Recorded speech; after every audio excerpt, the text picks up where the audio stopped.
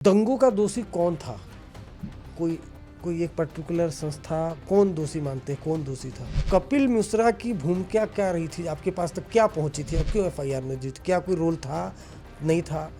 जैसे मुझे इन्फॉर्मेशन 3 बजे मिला, गृह मंत्रालय में था उस समय, और सीधा मैं वहाँ से सीलमपुर चला गया। दंगा शुरू कैसे हुआ?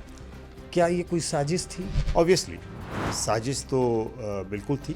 उनको ये बतलाया गया था कि सीए से उनकी जो नेशनलिटी है, जो सिटीजनशिप है, वो ख़त्म हो जाए। दंगों की जांच के दौरान आपको क्या समझ में आया? कितने लेवल की बड़ी साजिश थी? National, international? उन्होंने कोशिश किया था कि ऐसे लोग जो को भी शामिल करा जाए, जिनकी काफ़ी अच्छी संख्या है दलित समाज को। जो लोग ऐसे करवा रहे थे वो अरेस्ट होते, तब उनके ऊपर दबाव पड़ता। जो हमारा इन्वेस्टिगेशन कितना मजबूत था, उसमें सारे सबूत थे, और इसी वजह से उनको अभी तक बेल नहीं मिल पाई। 2020 में नॉर्थ ईस्ट दिल्ली में मैंने आपको देखा, और देखा तो मैं चौंक गया था। एक नाम बड़ा चर्चा में था, उमर खालिद। उसका रोल क्या था? मिस मैनेजमेंट मानेंगे आपका? क्योंकि वो एक बड़ी चूक थी, क्योंकि लाल किले के अंदर घुस गए, आईटीओ पे घुस गए। ये मिस मैनेजमेंट था या नहीं था? क्योंकि डंडा नहीं चला। देखिए, डंडा से ट्रैक्टर रोक सकते हैं।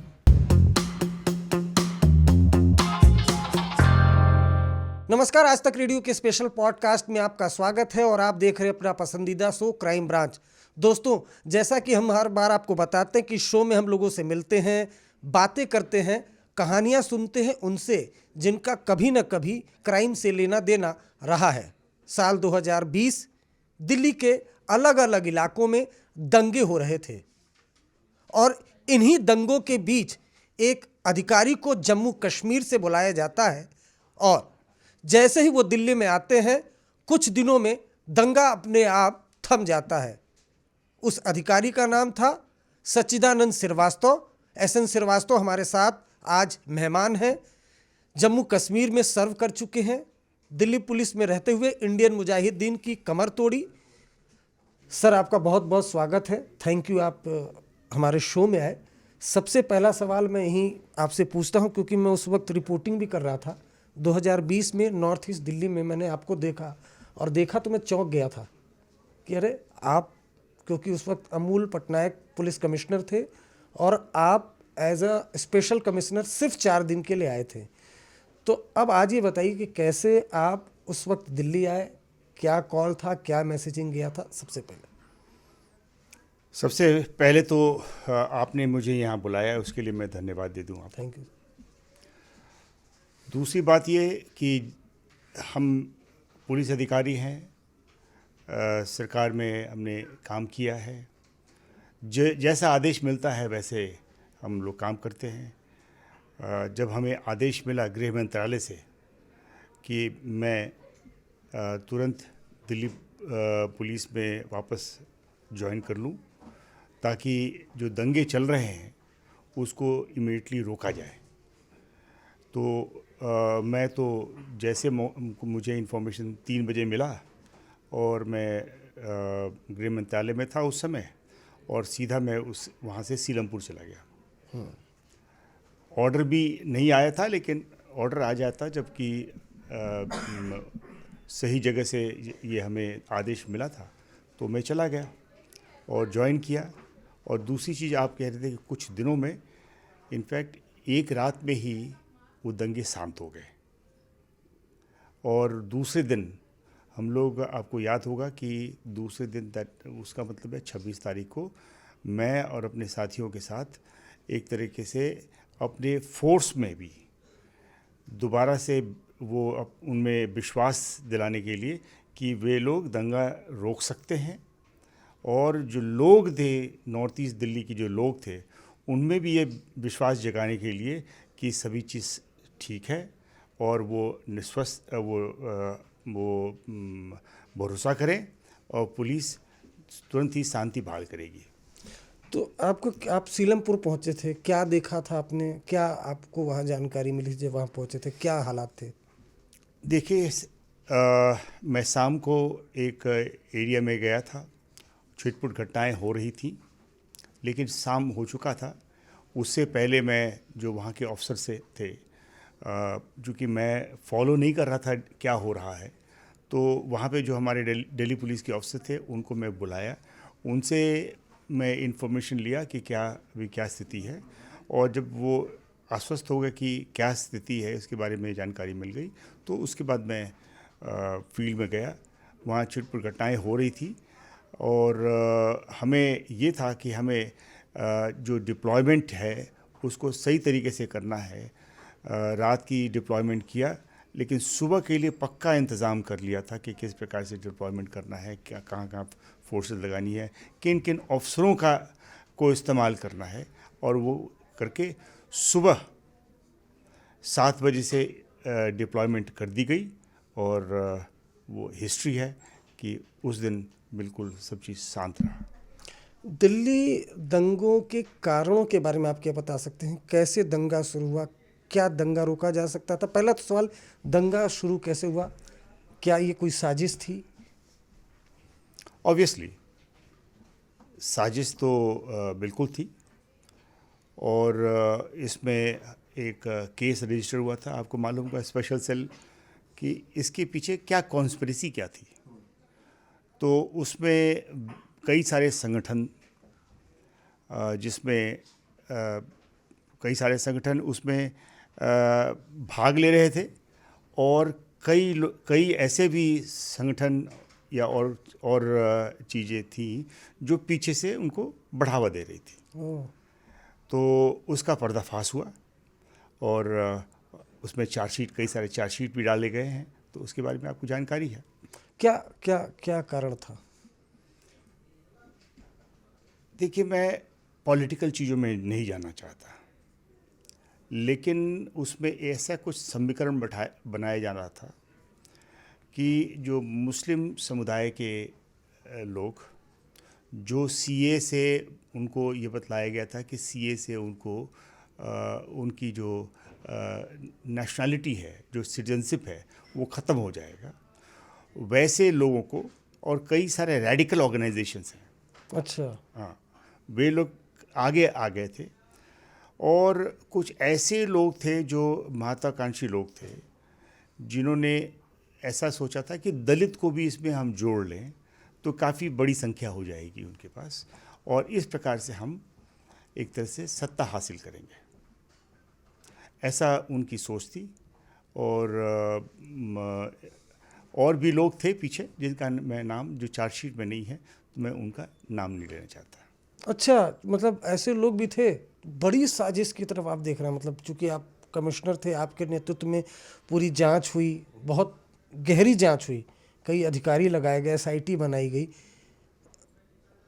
क्या मतलब उस दंगों की जांच के दौरान आपको क्या समझ में आया? कितने लेवल की बड़ी साजिश रही होगी? National, international? नहीं, मैं तो इंटरनेशनल के बारे में नहीं बात कर रहा हूँ। मैं वो नेशनल लेवल पे ही ऐसे लोग थे जो कि इसका ये जाहिर है कि जब सीए पारित हुआ था, तो ऑब्वियसली इसमें बताया गया कि ये मुस्लिम के खिलाफ होगा, जबकि मुस्लिम के खिलाफ नहीं था। इसके अलावा उन्होंने कोशिश किया था कि ऐसे लोग जो को भी शामिल करा जाए, जिनकी काफ़ी अच्छी संख्या है, दलित समाज को, उनको भी शामिल किया जाए। लेकिन इसमें एक अच्छी बात थी कि वे लोग शामिल नहीं हुए। अच्छा। और ये एजिटेशन दिल्ली के कुछ जगहों में, जैसे आपको मालूम है, वहाँ पे जामिया साइड में हुआ था, उसके बाद दरियागंज में भी हुआ था, जामा मस्जिद हुआ था, पार्लियामेंट में भी, वहाँ पे भी हुई थी। तो इस प्रकार से वो कई जगह पे वो करके और इसको बढ़ाना चाहते थे। मेरा ऐसा मानना है कि उसको प्रॉपर्ली डील नहीं हुआ। अगर हम सख्त तरीके से हम उसे डील करते, और उसको जो लीगल एक्शन होता है सख्त होता, और जो लोग ऐसे करवा रहे थे वो अरेस्ट होते, तब उनके ऊपर दबाव पड़ता, और ये चीज़ आगे नहीं बढ़ता। आपने देखा होगा, जो मैं बोल रहा हूँ उसकी सत्यता इस चीज़ में है कि हम लोगों ने जो 7,000 लोगों को जो अरेस्ट किया, जो अरेस्ट करने से शायद मैं फिगर सही बोल रहा हूँ, मैं काफ़ी समय नहीं हो नहीं गया सही है, तो ऐसे लोगों को जो अरेस्ट किया था, तो उससे ये उनकी जो मंशा थी एक इंस्टेबिलिटी पैदा करने के लिए, एक अराजकता पैदा करने के लिए, वो सब ख़त्म हो गया। लीगल एक्शन बड़ा स्ट्रॉन्ग था। हम लोगों ने कुल मिला करके शायद 755 केस हम लोगों दर्ज ने रजिस्टर किया था। तो इस लीगल एक्शन का बहुत प्रभाव पड़ता है। इस मामले में उमर खालिद, शरजील इमाम, कई लोग गिरफ्तार हुए। यूएपीए के तहत केस भी दर्ज हुआ उस मामले में।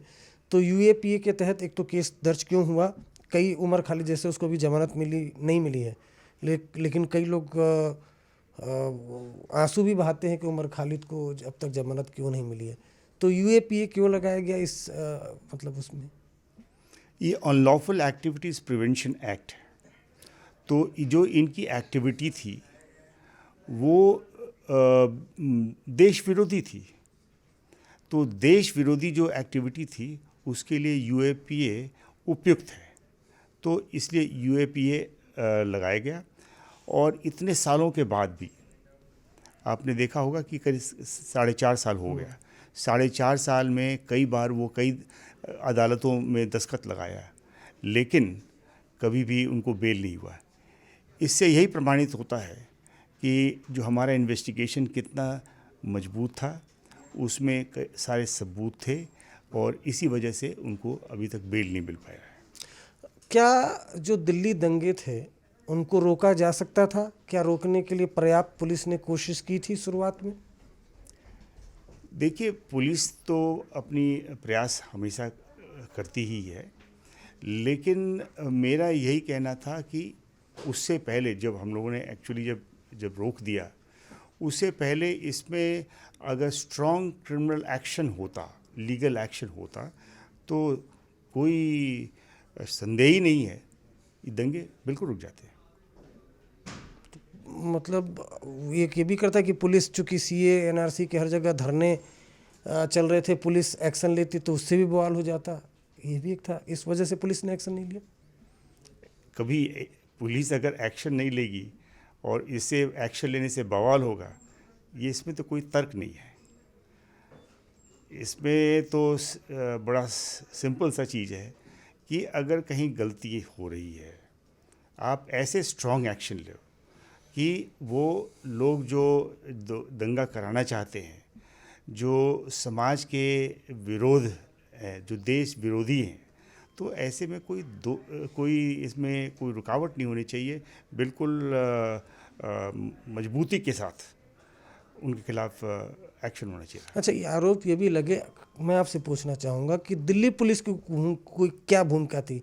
कई लोग आरोप लगाते हैं, क्या किसी पक्ष का विशेष पक्ष लिया दिल्ली पुलिस ने इस मामले में, दंगे में? नहीं, ऐसा मैं नहीं मानता कि दिल्ली पुलिस ने उसमें किसी का ऐसा पक्ष लिया, ऐसा नहीं मैं मानता हूँ। अब एक जो पुलिस है ग्राउंड लेवल पे, क्या उनका एक स्ट्रैटेजी क्या होनी चाहिए? अगर हम स्ट्रैटेजी उनको सही बता दें और उनको हम बैक करें, उनको इतना मालूम होना चाहिए कि उनकी लीडरशिप उनके पीछे है और उनको हमेशा सपोर्ट करेगी और कर रही है, तो कोई दो राय नहीं। दिल्ली पुलिस बहुत अच्छी बेहतरीन पुलिस फोर्स है। मैं यहाँ पे 36 साल काम किया और मैंने जो देखा है, ये बहुत अच्छा काम करती है। सारे चुनौतियों को ये बहुत प्रॉपरली इसको एड्रेस किया है। तो ये तो बड़ी बात नहीं थी, ये कर सकती थी। तो चूक कहाँ हो गई लीडरशिप में जो आप बोल रहे हैं, या पहले एक्शन नहीं लिया? ग्राउंड लेवल पे मैं किसी को दोष नहीं लगाना चाहता, लेकिन ग्राउंड लेवल पे जो निर्देश जाना चाहिए था, जो स्ट्रैटेजी होनी चाहिए, उसका वहाँ पे उल्लेख होना चाहिए था, उनको बताना चाहिए था। हमें लगता है कि उसमें थोड़ी कमी थी। दंगों के दौरान जो सोशल मीडिया पर खबरें चल रही थी या भाषण चल रहे थे, क्या उन चीज़ों ने भी इंस्टिगेट किया दंगों को? और जब आप आए और आपने संभाला तो कैसे सोशल मीडिया को कंट्रोल किया दिल्ली पुलिस ने? खबरों को रोकने के लिए क्या कोई कदम उठाया था? नहीं, हम खबर रोके क्यों? लोग तो उनको विश्वास करते हैं जो देख रहे हैं, जिसमें सत्यता है। जब हमने जो स्ट्रांग एक्शन लिया और दंगे रुक गए, तो जो आम नागरिक है वो तो देखता है कि ये सब चीज़ें हो, ये यही पुलिस फोर्स ने अच्छा काम किया है, रोक दिया है। कुछ दिनों के बाद हम लोगों ने जब जो 8 जगह पे शाहीन बाग जैसे 8 जगहों पे वो रास्ता रोके हुए था, उसको भी हटा दिया। आवागमन में जो भी प्रॉब्लम थी उसको भी दूर कर दिया। तो जब जनता देखती है कि जो काम अच्छा हो रहा है उसको सपोर्ट करेगी। ये सोशल मीडिया पे आप कुछ भी चलाएं, सोशल मीडिया पे वही चलेगा जो सच्चा है। और फर्जी खबरें भी तो चलती फर्जी हैं। खबर होता है, लेकिन अगर सच्ची खबर अगर सोशल मीडिया पे डालें तो गलत खबर जो है, फर्जी खबर है, अपने आप सबसाइड कर जाता है। आपने शाहीन बाग वाले उस धरना प्रदर्शन का जिक्र किया जिसको लेकर बहुत दिल्ली वालों को भी परेशानी हो रही थी, मार्केट के वहाँ के लोगों को भी परेशानी हो रही थी। तो ये निर्णय आपने कैसे लिया? क्योंकि कई लोग तो हाथ लगाने में, उधर जाने में बड़े बड़े नेता डर रहे थे। तो आप पुलिस कमिश्नर थे, क्या प्लानिंग, किस तरह से उसको आपने हटवाया कि कोई बवाल नहीं हुआ, कोई विरोध प्रदर्शन नहीं हुआ, शांति से हट गया? क्या रणनीति रहेगी आज खुलासा कर दीजिए सर, क्या आपने अफसरों को बोला आपने? देखिए, एक पुलिस ऑफिसर को निर्भीक होना चाहिए, निडर होना चाहिए। वो तो एक चीज़ है, उसमें इंटेलिजेंस भी होनी चाहिए, समाज में क्या हो रहा है डिफरेंट वर्गों से भी उसका एक समझ होनी चाहिए कि वो क्या किस तरह से सोच रहे हैं। तो ये जो रास्ता 8 जगह रोके हुए थे और आवागमन में दिक्कत आ रही थी, तो उसको मैंने स्टडी किया कि क्या है, कितनी वहाँ पे अटेंडेंस होती है, कितने लोग आते हैं। और उसके बाद हमने सोचा, हटाना तो था ही, तो हमने एक दिन सोचा कि अब समय उपयुक्त हो गया है, मुझे पूरी जानकारी मिल गई है, और अगर प्लान ए सक्सीड नहीं करता है तो प्लान बी भी हमारे पास है। वो जब उस लेवल पे पहुंच गए तो हमने एक सुबह डिसाइड किए थे कि साइमल्टेनियसली 8 जगह पे फोर्सेस पहुंचेगी और वहाँ पे सारे चीज़ को जो भी हैं, जो रास्ता रोके हुए हैं, उनको अरेस्ट करना है। अरेस्ट बहुत ज़रूरी था ताकि लीगल एक्शन वो फेस करें। लोगों के आवागमन में दिक्कत पहुंचाए तो उनको अरेस्ट होना था। जो कुछ भी उन्होंने लगाया है, स्टेज बनाया है, जो कुछ भी है, उन सारे चीज़ को सीज़ करना है और ट्रैफिक को चालू करना है। और मैंने कहा था कि 2 घंटे हैं आपके लिए, और 2 घंटे में सब साफ़ हो जाना चाहिए। 5 से 7 और 7 बजे तक मुझे खबर मिल जाना चाहिए कि सब जगह क्लियर है। और मुझे खुशी है कि मुझे 7 बजे खबर मिल गई कि सारी चीज़ साफ़ हो गया।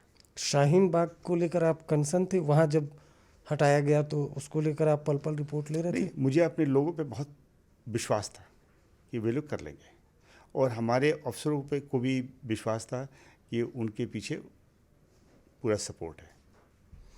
सर, मैं ये बोलना चाहता हूँ कि क्या पुलिस की तरफ से कोई लापरवाही बरती गई दंगों के दौरान? देखिए, इसके बारे में मैं कुछ नहीं बोलना चाहूँगा। जो भी अब तक मैं आपको बोला है वही मेरी तरफ से बोलना पर्याप्त मैं मानूंगा। आप दंगों के दौरान आए, आपको गृह मंत्रालय से आदेश मिला और आप पुलिस कमिश्नर बनाए गए। आपने दंगा कंट्रोल भी किया सक्सेसफुली, एक दिन 24 घंटे के अंदर। मैं कहूँगा, दंगों का दोषी कौन था? कोई एक पर्टिकुलर संस्था? कौन दोषी मानते हैं, कौन दोषी था? कुछ एक चेहरे, कोई एक नाम? ये तो चार्जशीट में मिल जाएगा आपको। आप दर्शकों को बताइए। नहीं, मैं कुछ ऐसी चीज़ बताना चाहता हूँ जो मैं चार्जशीट जो मैं लिखा है, चार्जशीट तक ही मैं सीमित रखना चाहता हूँ। अब ये होता है कि जब भी ऐसी कुछ चीज़ें होती हैं, हमें सबूत की आवश्यकता होती है। अब चार्जशीट में हमें वही चीज़ लिखते हैं जिसके खिलाफ हमें सबूत है। तो चार्जशीट में मैंने बताया कि ये कुछ ऐसे रेडिकल ऑर्गेनाइजेशन थे, ऐसे कुछ लोग थे जो पॉलिटिकल एलिमेंट थे, जैसे ताहिर हुसैन जैसा, और भी ऐसे लोग थे। तो इन लोगों का था, जिन खिलाफ सबूत मिला था, और इनको बढ़ावा देने वाले लोगों के बारे में भी इंफॉर्मेशन थी, कुछ सबूत था, लेकिन उस सबूत पर्याप्त नहीं था। ताहिर हुसैन का आपने जिक्र किया, इसलिए पूछना चाहता हूँ थोड़ा बहुत, क्योंकि हमने देखा उसकी छत पर पत्थर ईंट। ताहिर हुसैन के बारे में अगर आप कुछ बता पाएँ, दंगों में इसकी भूमिका जो थोड़ा बहुत याद हो। उसमें उस जिस एरिया में रहता था, उस एरिया में बहुत सारे ऐसे राइटस सिचुएशन उसने क्रिएट किया, उसने ऑर्गेनाइज़ किया अपने लोगों द्वारा, और राइट्स कराए थे। और जो एक आईबी ऑफिसर था, हाँ, अंकित, उसका भी रिहाइश उसी एरिया में था। तो वो इन्हीं के लोगों द्वारा उसको इसकी मर्डर हुई थी। और अब आपको बता दूं, जो असदुद्दीन ओवैसी हैं, वो ताहिर हुसैन की जो पत्नी है, जहाँ तक मेरी जानकारी है, उनको एआईएम से टिकट, अगर अंकित द्विवेदी बताएंगे, शायद टिकट देने की भी बात कर रहे हैं, चुनाव लड़वाने की बात कर रहे हैं। ताहिर हुसैन दंगों का आरोपी, चांदबाग इलाके में अंकित शर्मा जो आईबी ऑफिसर थे, उनकी लाश नाले में मिली थी। आरोप था कि ताहिर हुसैन, जैसा सर भी बता रहे हैं कि ताहिर हुसैन और उसके लोगों ने उसकी हत्या करवाई। दंगों के बाद पुलिस में क्या सुधार किए गए? कोई सुधार किया गया क्या? कुछ चीज़ें जो मैं देख रहा था दिल्ली पुलिस के बारे में, कि इनमें सुधार, मैं क्या कहूँ, मैं कहूँगा, क्योंकि मैं अब इतने साल रहा पुलिस बल में, मैंने कई सारे कमिश्नर्स को देखा, कई अदर सीनियर ऑफिसर्स को देखा। हर एक का कुछ कुछ कंट्रीब्यूशंस रहा था, कोई किस एरिया में, कोई किस एरिया में। तो उससे मैंने भी सीखा था, as a junior officer, as a middle level officer, as a senior officer, मैंने इनकी चीज़ें देखी थी। तो हमने देखा कि कुछ कुछ चीज़ें हमें कोर्स करेक्शन की आवश्यकता है, प्रोफेशनलिज्म की आवश्यकता है। जो पुलिस बल में जो मोटिवेशन होना चाहिए, मोरल अच्छी होनी चाहिए, उसकी आवश्यकता है। आधुनिकीकरण की आवश्यकता है, टेक्नोलॉजी का ज़्यादा इस्तेमाल करें, उसकी आवश्यकता है। और आगे के लिए जो चुनौतियां आएंगी, अब तो आर्टिफिशियल इंटेलिजेंस भी आ गया, उस समय आर्टिफिशियल इंटेलिजेंस कम सुना जा रहा था, लेकिन बहुत सारे ऐसे चैलेंजेस थे, जैसे इकोनॉमिक ऑफेंसेस था, साइबर क्राइम था। तो इसके लिए पुलिस फोर्स को किस प्रकार से तैयार किया जाए, ताकि हम आने वाले दिनों में हम इसको अच्छी तरह से इसको हैंडल कर सकें। तो उस पे हमारा पूरा, इन दिशाओं में हमने बहुत काम किया, और हमें काफ़ी सफलता भी मिली। चूँकि ये सब चीज़ें ऐसी होती हैं कि ये न्यूज़ वर्दी नहीं होता, न्यूज़ में ज़्यादा नहीं आता है। तो हमने इस दिशा में काफ़ी हम लोगों ने काम किया, और हमें सफलता भी मिली। एक सवाल जरूर पूछना चाहूँगा सर, क्योंकि आप रिस्पॉन्ड करेंगे उम्मीद है। कपिल मिश्रा एक नेता, अभी बीजेपी ज्वाइन कर लिया है, बीजेपी के नेता है। उनका भाषण एक डीसीपी के सामने वो काफ़ी चर्चा में रहा, और कुछ एक सेक्शन, कुछ एक जो विंग होते हैं अलग अलग, कभी कोई इस धड़ा कोई उस धड़ा, कुछ धड़ों ने ये कहा कि कपिल मिश्रा ने लोगों को उकसाया और दंगा भड़का, और लेकिन दिल्ली पुलिस ने एक्शन नहीं लिया, एफआईआर नहीं ली। हालांकि वो उसको लेकर दिल्ली पुलिस के बाद कोर्ट भी गए, कोर्ट ने भी खारिज कर दिया। तो कपिल मिश्रा की भूमिका क्या रही थी, आपके पास तक क्या पहुंची थी, और क्यों एफआईआर नहीं दी? क्या कोई रोल था, नहीं था, इसके बारे में? आप कह रहे हैं कि कपिल मिश्रा के रोल को, और जो उस पर आरोप लगे थे, उसको कोर्ट ने खारिज कर दिया। हाँ, जहाँ तक मेरी तो ये तो कोर्ट ने भी देख लिया, तो इसके बाद है मुझे कहने की कोई आवश्यकता नहीं है। देखिए, भाषणबाजी होती है, भड़काऊ भाषण भी आदमी करता है। एक इन्होंने नहीं किया, उस दौरान हमने पूरे लिस्ट बनाए थे कि किन किन लोगों ने भड़काऊ भाषण किया था। तो हमारे पास कुल मिलाकर के 14 या 16 लोगों के नाम आए थे। मैं उनका नाम नहीं लेना चाहूँगा, क्योंकि ये एक अननेसेसरी एक सेंसेशन क्रिएट करूँगा। उसमें बहुत सीनियर लोग का भी था, और विभिन्न पार्टियों का भी था। तो हमने देखा कि इन्होंने क्या भाषण दिया, तो और क्या उस भाषण से राइट्स हुए क्या? तो हमने पाया कि नहीं हुए। एक चीज़ मैं बताऊं, लोग कहते हैं कि कपिल मिश्रा ने भाषण दिया और उसके बाद राइट्स हो गए थे। इनफैक्ट हुआ क्या था कि सीलमपुर में जहाँ कपिल मिश्रा ने एड्रेस किया था, वहाँ पे पहले से ही पत्थरबाजी हो गई थी और उसके बाद कपिल मिश्रा आए और उन्होंने जो कुछ कहा, उन्होंने ये कहा, शायद एक चीज़ वो अक्सर उसको कोट किया जाता है कि ये अगर ये 2 दिनों के अंदर ये हट नहीं जाएंगे तो हम इसके खिलाफ कुछ करेंगे। तो वो इस प्रकार की नहीं भाषण थी जिससे राइट्स हो जाएं। तो इस और मैं उनके तरफ से कुछ ऐसा नहीं, उनके सफाई के लिए मैं नहीं यहाँ आया हूँ मैं, लेकिन एज इन्वेस्टिगेशन के दौरान ये सब चीज़ें हमारे को सबूत के तौर पे मिले, तो उसके बाद डिसीजन लिया कि इनको हम बुक नहीं करेंगे, क्योंकि इनके हम कोई ऐसी एविडेंस नहीं है जिससे ये कहा जाए कि इनके कहने पे ही ये दंगा हुआ। हाँ, क्योंकि आपने बिल्कुल सफाई नहीं, क्योंकि आप पुलिस कमिश्नर थे उस दौरान, आपको भी बहुत से लोगों ने अप्रोच किया होगा, बहुत दबाव रहा होगा, बहुत भाषण, काफ़ी चर्चा में रहा था कि कपिल मिश्रा ने इस पर एफआईआर नहीं दर्ज हुई, इन पर, बाकियों पर एफआईआर दर्ज हो गई, गिरफ्तारी हो गई, इन पर एफआईआर दर्ज नहीं हुई, गिरफ्तारी हो गई। तो आपके पास वो एक आया होगा केस स्टडी के, भाई इन पे भी करो। देखिए, हर एक चीज़ को लिंक करना होता है, क्या भाषणबाजी हुई, क्या और एक्शन हुआ जिससे राइट को कैसे कंट्रीब्यूट किया, कोई डायरेक्ट एविडेंस होना चाहिए। भाषण में ऐसी कोई बात नहीं कही गई लेकिन राइट्स हो गए, तो उससे हम लिंक नहीं कर सकते अनलेस हमें कोई और भी सबूत न मिले। जो पुलिस और जनता के बीच जो भरोसा होता है, वो कैसे उस दौरान बहाल किया और कैसे बहाल किया जाए, ये बहुत, ये गृह मंत्री भी मैं देखता हूँ अमित शाह जी ने भी इधर बीच जो दिल्ली पुलिस के कई अधिकारियों को बुलाया कि जनता पुलिस को देख के डरे नहीं, पास जाए।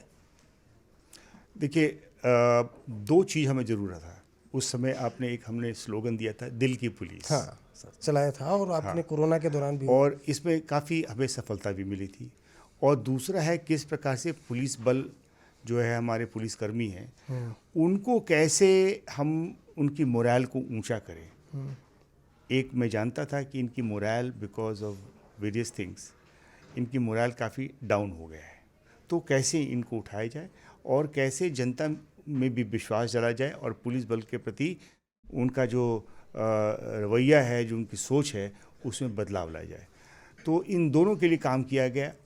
और जब आप कोई काम अच्छे से करते हैं, जैसे क्राइम कंट्रोल किया, लॉ एंड ऑर्डर को ठीक से मैनेज किया, टाइमली एक्शन ले लिया, कोई भी व्यक्ति परेशान है उसमें आपने उसको मदद कर दी, तो जनता का विश्वास बढ़ता है। कोरोना काल में यद्यपि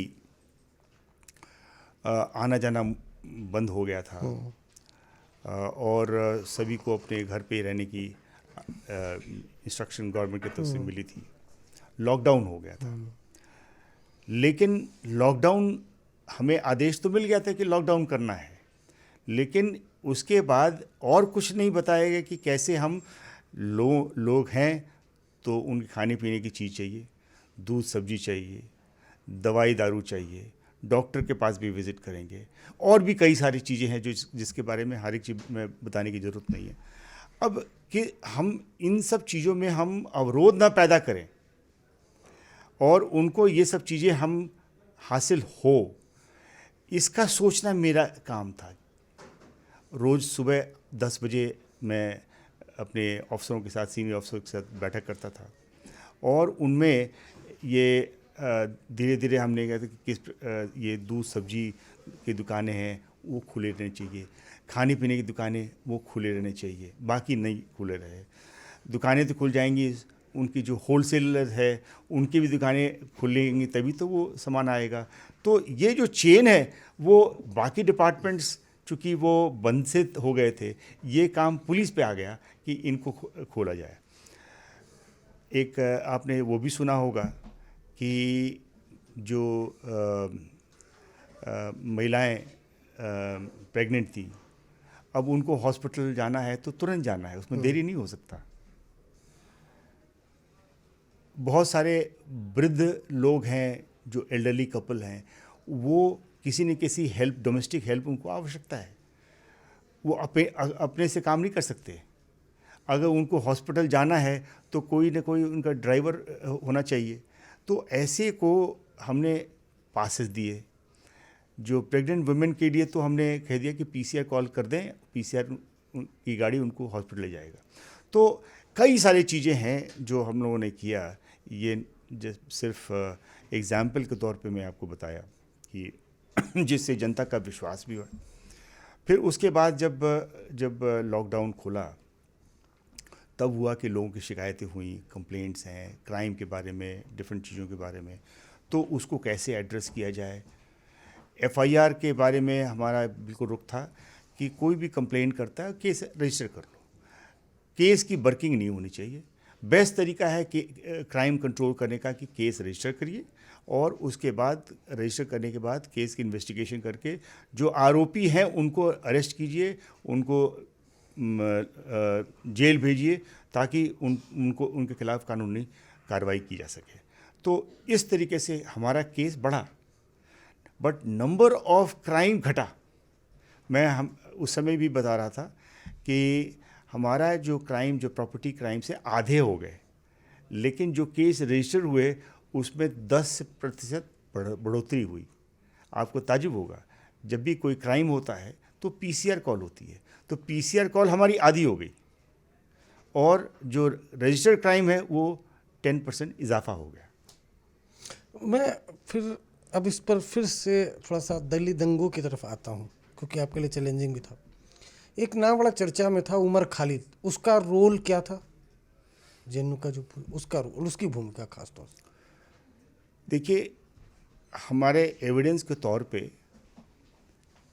एक व्हाट्सएप चैट्स थे, जो जितने भी इनके ऑर्गेनाइजर्स थे, मेन ऑर्गेनाइजर्स थे, उनके बीच में व्हाट्सएप चैट थे। वो व्हाट्सएप चैट हमें हासिल हो गई। अच्छा।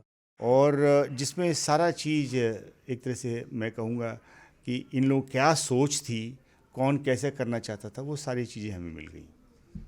तो उसके बाद तो फिर चीज़ें उस हमें वो एविडेंस चाहिए था जो उससे कोरोबरेट कर सके।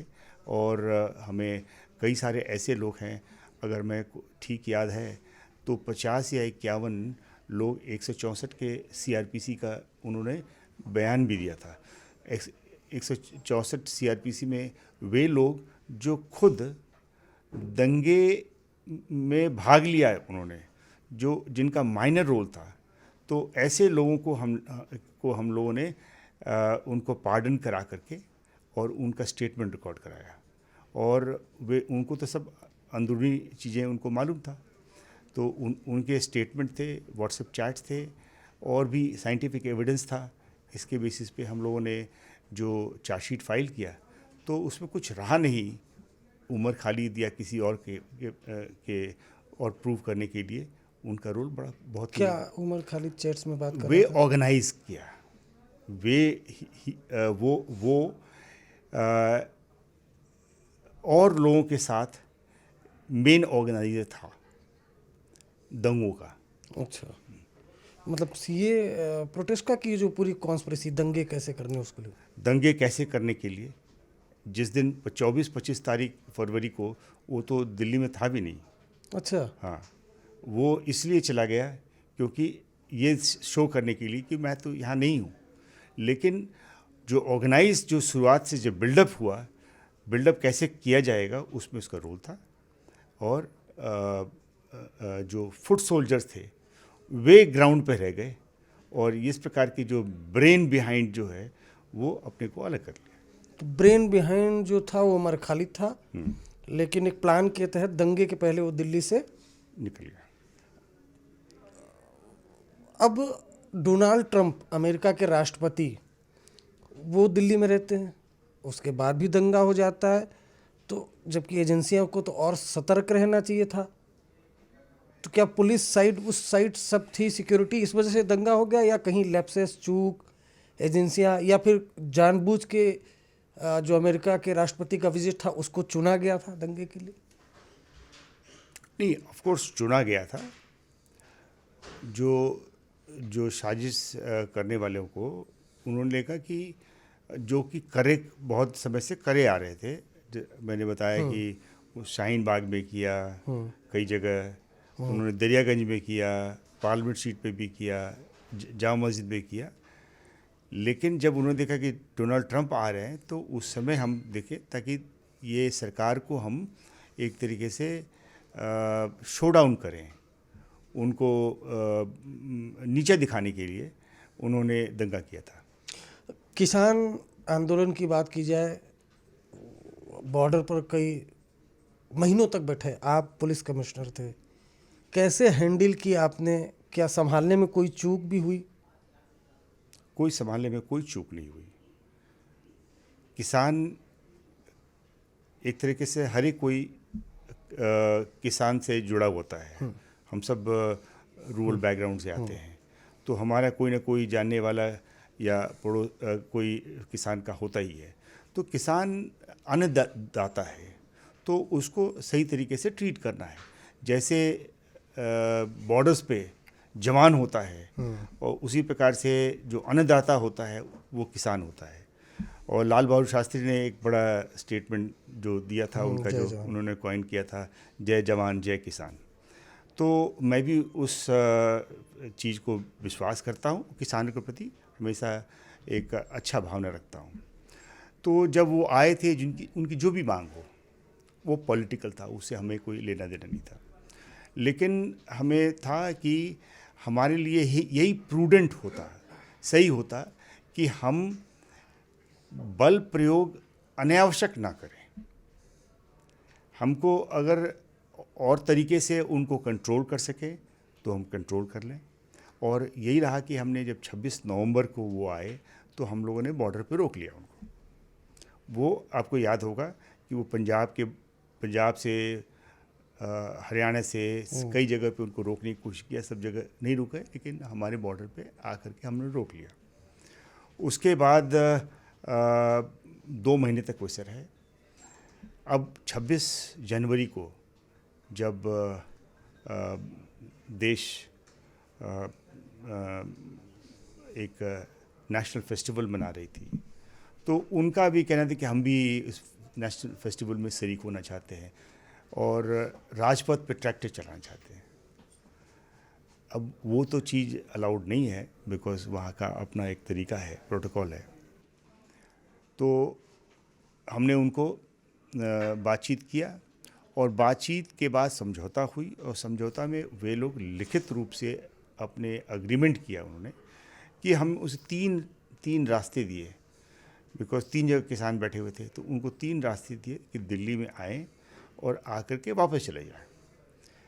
अब वो किसान के नेता थे, उनसे तो हम जब वो नेता हैं और वो कुछ अंडरटेकिंग देते हैं, वो भी रिटन अंडरटेकिंग देते हैं, तो हमें हमारे से भी होता है कि मैं उन पे भरोसा करूं।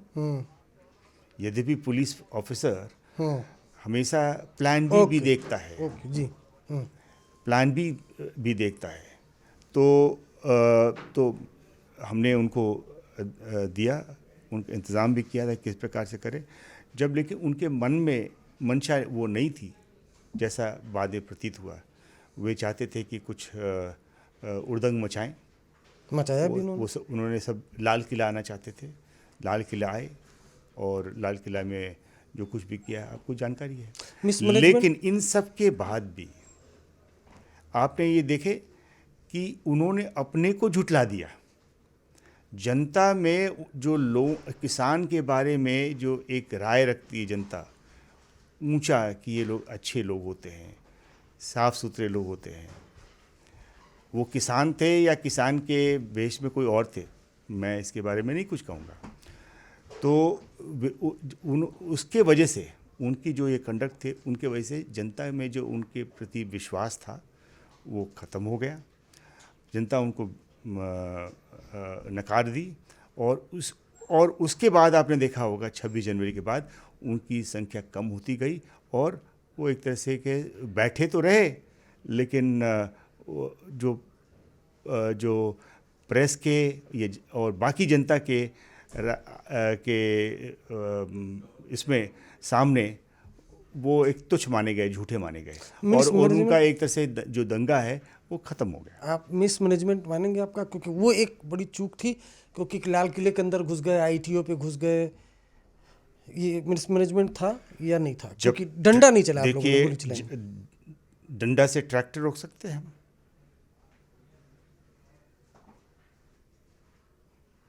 जब ट्रैक्टर रैली कर रहे हैं तो ट्रैक्टर तो हम अलाउ किए दिल्ली में, और ट्रैक्टर पे ही जाना चाहते थे, और वो आए थे भी पंजाब से और हरियाणा से आए, ट्रैक्टर पे ही आए थे और ट्रैक्टर पर रैली करना चाहते, तो ट्रैक्टर को तो हम अलाउ किया।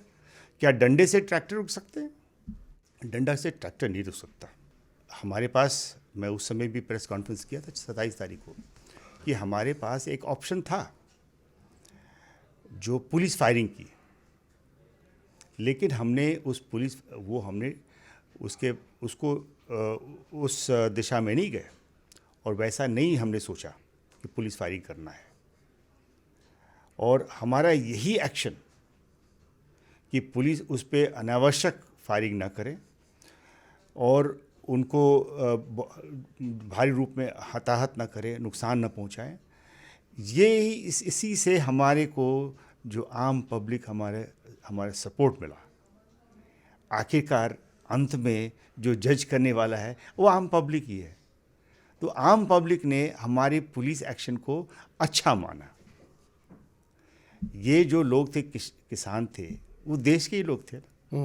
अगर बॉर्डर की बात होती तो मैं गोली चलाता, लेकिन वो देश में थे और उसमें कई सारे लोग थे, उसमें महिलाएं भी थीं, बच्चे भी थे। अब कैसे उसमें गोली चला सकते हैं? नहीं सर, ये बिल्कुल सही है। अब चलते हैं जम्मू कश्मीर की तरफ। बुरहान वानी, आतंकी बुरहान वानी, इनकाउंटर हुआ था, आप उस इनकाउंटर में आपने भूमिका निभाई, शामिल थे। इनपुट कैसे मिला था और बुरहान वानी कितना खतरनाक आतंकी था? बुरहान वानी एक पोस्टर बॉय था। वो वहाँ के जो लोग थे उनके नज़रों में वो एक ऐसा था जिससे होप, आशा दिलाने वाला आदमी था। लोग ऐसा सोचते थे, तो उसकी फॉलोइंग बहुत ज़्यादा थी। वो ऐसा हार्ड एंड टेररिस्ट नहीं था उस तरफ से, लेकिन ऑफ कोर्स टेररिस्ट एक्शन तो करता ही था। तो जब सूचना मिली और सूचना में जब उसके साथ और भी लोग थे, जब उधर से फायरिंग हुई तो जवाबी फायर हुआ, जिसमें सीआरपीएफ भी थी, जम्मू कश्मीर पुलिस और आर्मी की, उसमें वो मारा गया। और जिस प्रकार से फॉलोइंग थी उससे एक बहुत ज़्यादा प्रोटेस्ट हुआ पूरे कश्मीर में। हर जगह पे कहीं ज़्यादा कहीं कम प्रोटेस्ट हुआ और वो प्रोटेस्ट चलता रहा। उसमें भी अड़चनें आई थी, लेकिन हम लोगों ने ठीक से, आपसी कोऑर्डिनेशन हमारा अच्छा रहा जम्मू कश्मीर पुलिस और आर्मी के साथ। आर्मी का तो रोल उतना ज़्यादा नहीं होता है लॉ एंड ऑर्डर मैनेजमेंट में, लेकिन हम दोनों के बीच में अच्छा कोऑर्डिनेशन था। हम लोगों ने इवेंचुअली उसको मैनेज किया, कंट्रोल किया। आपको लगता है, मतलब अंदाज़ा था क्या कि बुरहान वानी के इनकाउंटर के बाद इतना बवाल मच जाएगा? इंटेलिजेंस था, इनपुट था इस तरह का, अंदाज़ा था पहले से? नहीं, इतना तो नहीं था कि इस प्रकार से उफान आएगा, इतना तो नहीं हम सोच रहे थे। लेकिन यह जो हमारी सोच से ज़्यादा पब्लिक का जो रिएक्शन था काफ़ी ज़्यादा था। आपने एक होप की बात की, क्या होप था? होप की जो हर एक आदमी की जो सोच थी कश्मीर का, कि वो उसे जस्टिस दिलाएगा। अब मैं भी, चूँकि मैं उस जनता में नहीं था, मैं तो दूसरे साइड में था, तो मैं उसके क्या उनकी होप के आशा क्या थी वो उसके बारे में बता नहीं सकता, लेकिन जिस प्रकार से फॉलोइंग थी वो लोग बड़ी इमोशनली कनेक्टेड थे उससे। अच्छा, इंडियन मुजाहिदीन, हमारे एपिसोड में आपने कई लोगों, कई अधिकारियों से आतंकी संगठन इंडियन मुजाहिदीन के बारे में सुना होगा, लेकिन एक्चुअल में जो इंडियन मुजाहिदीन की कमर टूटी वो एहसन सर के रहते हुए कमर टूटी है। कुछ बताना चाहेंगे इंडियन मुजाहिदीन की कमर कैसे टूटी, और उस संगठन का कोई ऐसा आतंकी जो आपको याद हो? देखिए, आपने जो एक क्वेश्चन पूछा तो ओवरऑल मैं बता दूं, काम तो हो रहा था पहले से भी, और हर एक लोग का हर एक ऑफिसर का योगदान रहा है। एक चीज़ जो हमने किया था कि जो भी कुछ हमारे पीसेस ऑफ इंफॉर्मेशन थे उनको लॉजिकल कंक्लूजन तक हम ले गए, छोड़ा नहीं। किसी भी चीज़ में कई सारे पार्ट्स होते हैं, तो हमने एक पार्ट पे जाकर के रुक नहीं गए, सेटिस्फाइड नहीं रहे, उससे आगे क्या, उससे आगे क्या। तो हम लोगों ने जितने भी ऐसे जानने वाले जिनके बारे में इंटरोगेशन में या वैसे भी इंटेलिजेंस में हमारे जिनके नाम आए थे कि ये सब भाग ले रहे हैं, उनको हम लोगों ने ढूंढना शुरू कर दिया, उनके बारे में पता कहाँ है, और धीरे धीरे हमें इंफॉर्मेशन मिला। इसमें कुछ इंटेलिजेंस एजेंसीज के साथ भी हमने मिलकर काम किया, और अब्रॉड में भी कुछ ऐसे हमारे सोर्सेज थे जिनके द्वारा हमें इंफॉर्मेशन मिला। अब वे डिटेल्ड ऑपरेशंस के बारे में मैं नहीं बता सकता क्योंकि अच्छा नहीं होगा। ऑपरेशंस तो आगे भी होती रहेंगी, तो उसको मैं ज़्यादा खुलासा नहीं करूँगा।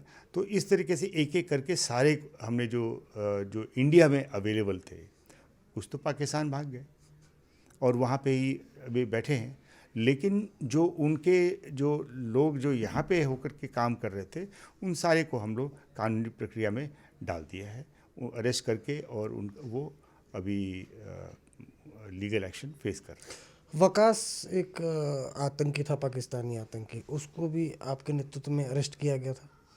जी, उसको भी अरेस्ट किया था, और उसका मेन रोल था कि वो जो इम्प्रोवाइज एक्सप्लोजिव डिवाइस वो बना सकता था, जो ऐसे मटेरियल से बना सकता था जो कि लोकली अवेलेबल है, तो उससे बनाता था। उसको भी हमने अरेस्ट किया, और कई अरेस्ट हुए थे, सीरीज़ ऑफ अरेस्ट हुए थे।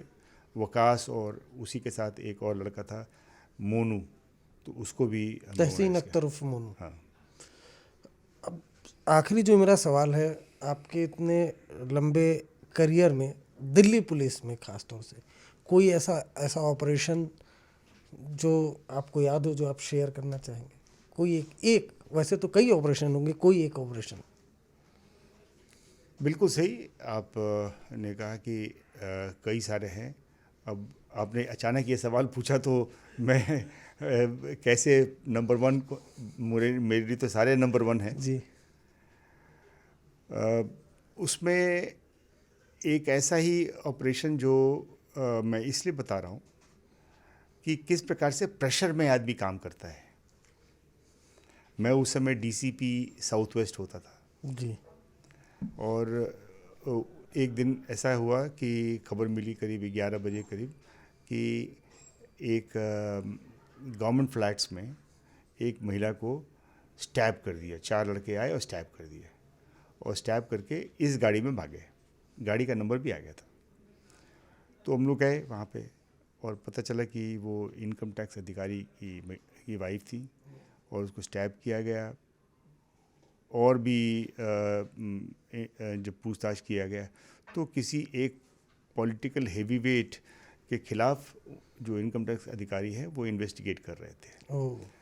तो इन सब जब इंफॉर्मेशन हमसे, मेरे सीनियर लोगों से मैंने शेयर किया, तो वो केस सीबीआई को ट्रांसफ़र हो गया, ये सोच करके कि ये केस में काफ़ी एंगल होगा और बेहतर होगा कि सीबीआई इसको ज़्यादा अच्छी तरह से इन्वेस्टिगेट कर सकती है।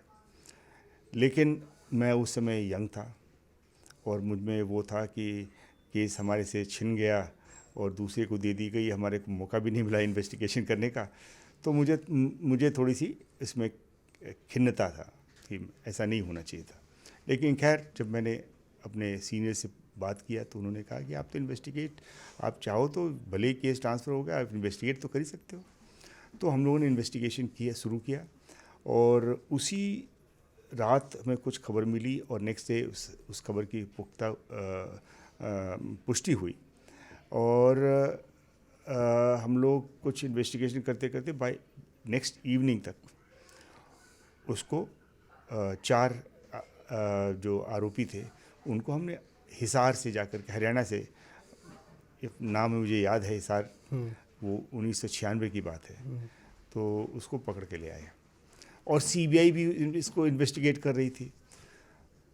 तो जब सीबीआई के अधिकारी हमें कांटेक्ट किया कि भाई आपने केस ट्रांसफ़र क्यों नहीं किया, तो मैंने बताया कि सर मैं चाहता था कि आपको केस ट्रांसफ़र तब करूं जबकि चारों आरोपी भी साथ में दे दूं आपको।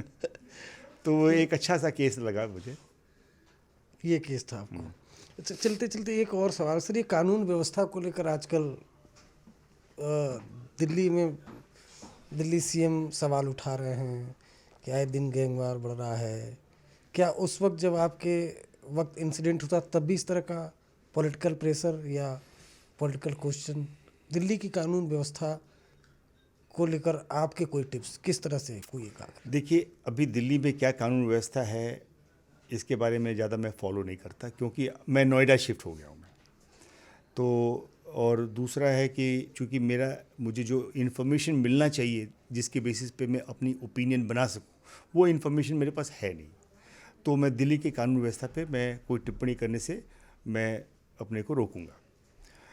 जहाँ तक आपने ये पूछा है कि आपके कार्यकाल में भी ऐसा होता था, मैं बड़े गर्व से कहना चाहता हूँ कि मैं वैसा मौका आने नहीं देता था। किसी भी जो भी मेरी असाइनमेंट मिले, मैं काफ़ी मेहनत करता था और सोच समझ करके काम किया।